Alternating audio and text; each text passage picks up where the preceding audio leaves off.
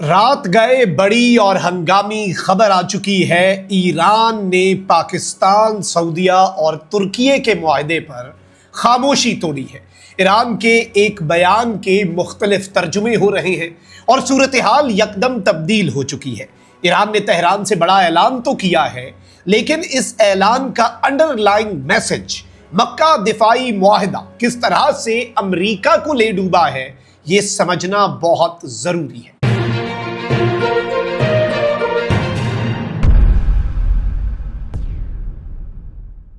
بسم اللہ الرحمن الرحیم۔ السلام علیکم، میں ہوں مخدوم شہاب الدین۔ ہفتہ 8 اگست 2026۔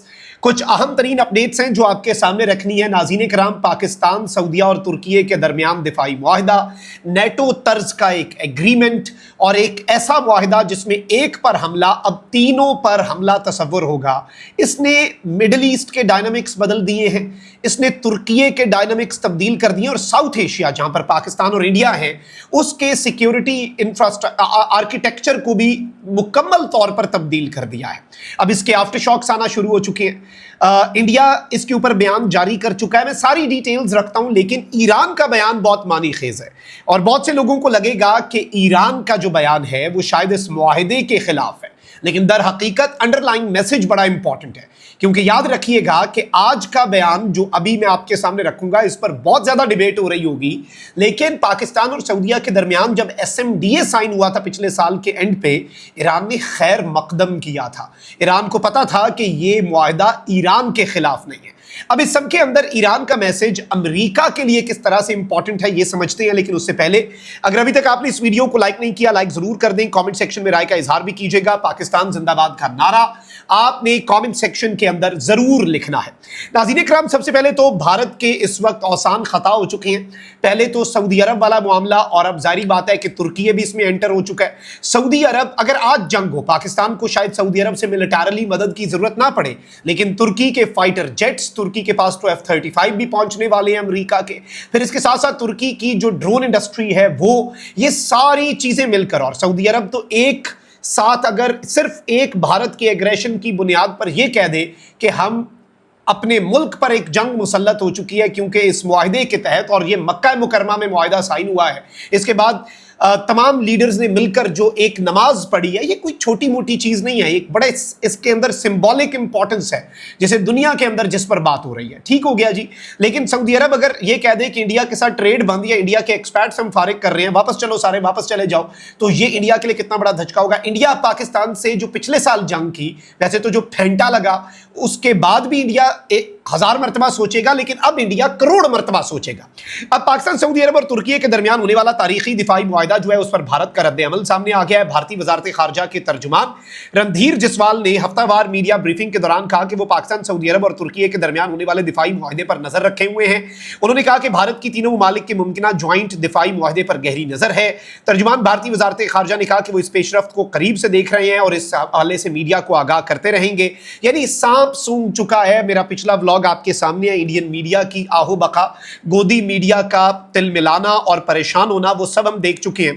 اب ناظرین کرام، ایک بڑے امپورٹنٹ اینالسٹ ہیں، افغانستان پاکستان کے ریلیشنز کو دیکھتے ہیں، ایرانین اینالسٹ ہیں اور گلف پر بڑی گہری نظر رکھتے ہیں، بابک وحداد۔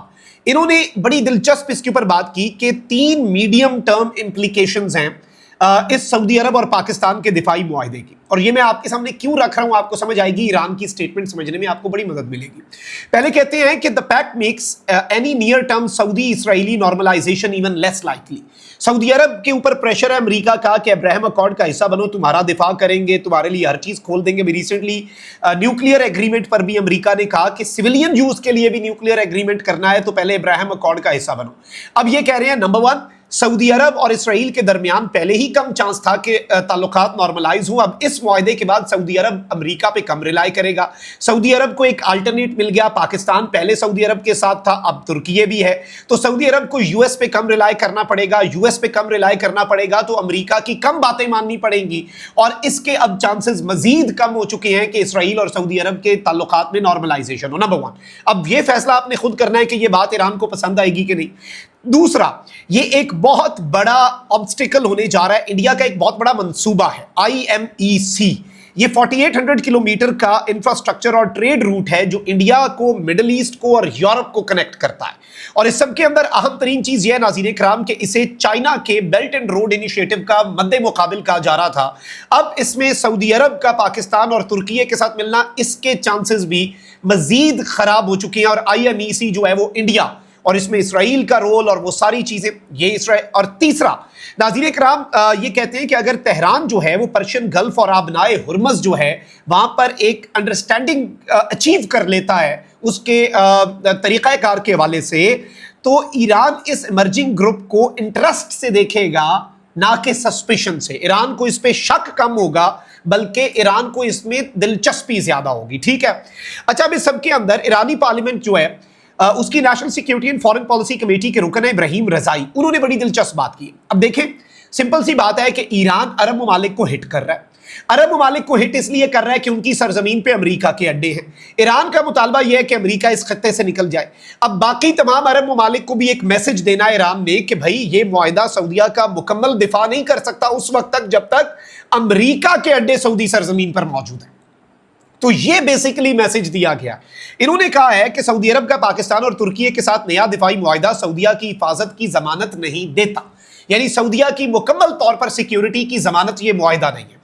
اس میں انڈر لائن میسج یہ نہیں ہے کہ یہ کوئی اس معاہدے کے خلاف ہے. یہ ویسے تو چلیں ایک ان کی national security and foreign policy committee کے رکن ہیں، لیکن انفلوئنشل شخص ہیں، وہاں کے سسٹم کو سمجھتے ہیں. انہوں نے یہ سٹیٹمنٹ دیا. ایران آفیشلی اس کا خیر مقدم ہی کرے گا، یہ میں آپ کو پہلے بتا رہا ہوں.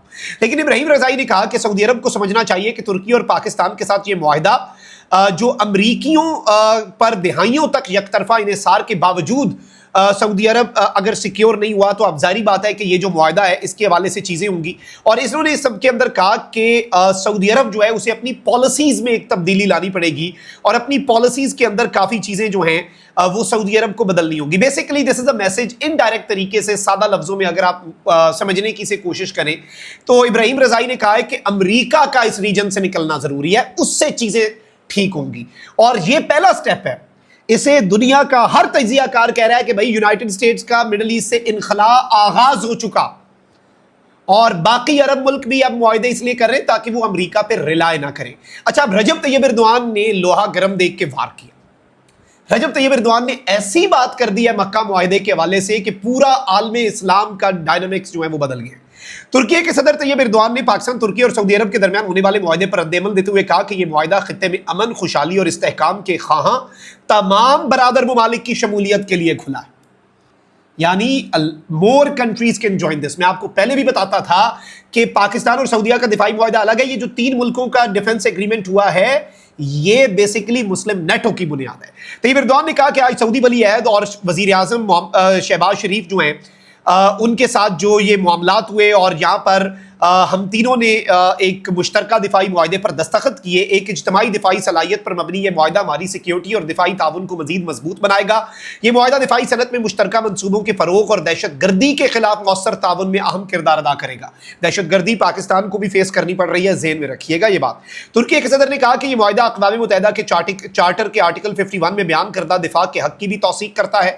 یہ معاہدہ کسی ملک کے خلاف نہیں. یہ معاہدہ خطے میں امن، خوشحالی اور استحکام کے خواہاں تمام برادر بھائی ملک، ہر ملک کے لیے نہیں، جو امن استحکام چاہتا ہے اور جو ہمارا بھائی ہے اس کے لیے یہ معاہدہ کھلا ہے. طیب ایردوان نے کہا کہ ترکی بات چیت اور سفارتکاری سے تنازعات اور بحرانوں کو حل کرنے کے اصولی موقف پر گامزن ہے.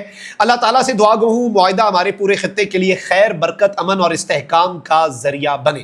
پھر اس کے ساتھ ہی ساتھ ناظرین کرام سعودی وزیر خارجہ نے بھی کہا کہ معاہدہ علاقائی امن کو فروغ دینے میں مددگار ثابت ہوگا جس کے اثرات خطے پر مرتب ہوں گے. یعنی basically the agenda of this agreement یہ نہیں ہے کہ ہم نے کوئی جنگیں لڑنی ہیں، اس کا ایجنڈا یہ ہے کہ امن ہو. اب ایک ملک کے اوپر پاکستان پر حملہ کرنے سے پہلے بھارت 10 دفعہ سوچتا تھا تو اب 1000 دفعہ سوچے گا. سعودیہ پر اگر کسی نے حملہ کرنا ہے تو وہ زیادہ سوچے گا. ترکیے کے ساتھ کسی نے پھڈا کرنا ہے تو اب وہ ڈبل سوچے گا کہ بھئی 3 ملکوں سے لڑنا پڑے گا. اس طرح سے کیا ہوتا ہے، رشیا آج کے دن تک نیٹو کے ایک ملک پولینڈ رومینیا کے ساتھ ہلکی پھلکی شرارت کرتا ہے، گھسنے کی کوشش نہیں کر سکا. البتہ پولینڈ رومینیا رشیا کے سامنے کیا ہے، لیکن وہ جنگ ٹلی ہوئی ہے. کیوں؟ کیونکہ ایک کلیکٹیو ڈیفنس ہے، پیس تھرو اسٹرینتھ. امن جو ہے وہ طاقت کے ذریعے، بزور بازو امن. یہ نیٹو کا بیسیکلی تھا نا. बुनियाद थी। इससे जंगें टलती हैं, इस चीज को भी आपने समझना है।